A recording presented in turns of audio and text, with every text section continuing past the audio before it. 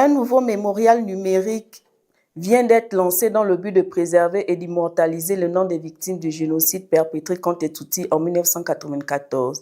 Cette initiative innovante, alliant technologie moderne et devoir de mémoire, permet de sauvegarder pour les générations futures l'identité et l'histoire de ceux qui ont péri, tout en luttant contre le négationnisme et l'oubli.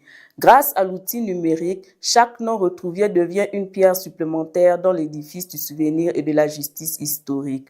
Reportage de Lionel Bougou.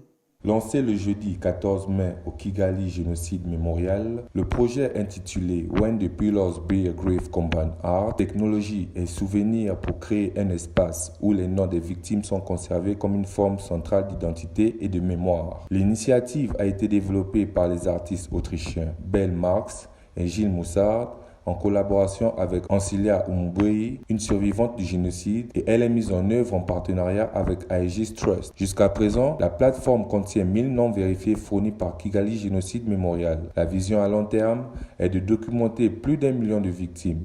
À ce stade, le système est toujours en cours de développement et se concentre principalement sur l'affichage de noms. D'autres fonctionnalités prévues comprendront plus de détails personnels. L'accès à l'expérience se fait actuellement par le biais d'un code QR installé au mémorial du génocide de Kigali. Les visiteurs scannent le code, activent l'option réalité augmentée AR, puis suivent un processus en 3 étapes pour charger les scènes AR et enfin pointent leur téléphone au sol jusqu'à ce qu'un cercle blanc apparaisse avant d'afficher l'illustration numérique dans l'espace réel. Madame Umubwei a indiqué qu'ils envisagent de terminer le projet dans 5 ans. Il comprendra 3 piliers, l'un consacré à l'histoire du génocide, l'autre à la résilience et le troisième honorant ceux qui ont sauvé des vies pendant le génocide. Une fois entièrement terminée, la plateforme devrait devenir accessible au public sans nécessiter une autorisation spéciale.